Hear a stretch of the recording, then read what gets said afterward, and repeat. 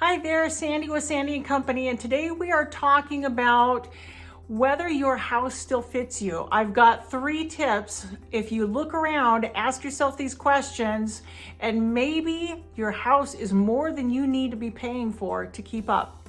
My first question is, how many rooms do you use? If you've got a 4-bedroom house with a living room and a family room and a 5-car garage, how many of those do you use? Do you park 1 car in a bay and you have another one for your tools, but you've got a couple extra?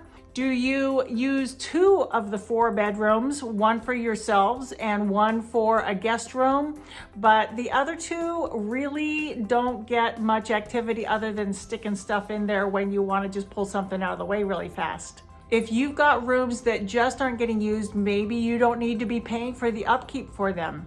Just a thought. My second question for you is the maintenance too much?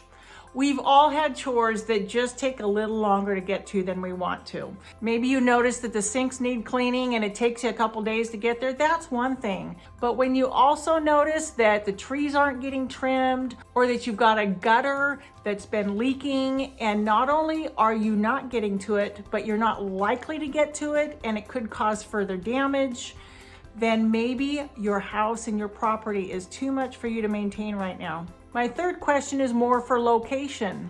Where is your family and where are your friends?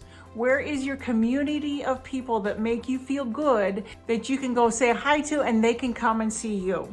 If you're feeling isolated in your home, or if you're finding that family and friends are just too far away to drive to on a regular basis, perhaps it's time to think of a change. There's a couple more things as well, but the bottom line is that your home has to fit you. If you want that full report, I actually got it from caring.com, which I find was a really nice resource page for looking at whether this was the right time for you to downsize, and is it the right place for you to move in with family? Those are some of the questions that really need to be talked about, and so that you can be living in the home that you feel comfortable in and that you feel safe. If you have any more questions like this, give me a call. We are helping our seniors. I actually have my senior designation really just because if I'm going to get more education, I'm going to do it in such a way that serves my clients and serves them well. And this was one of the ways for me. And my seniors are important to me. So reach out if I can do anything for you in your home.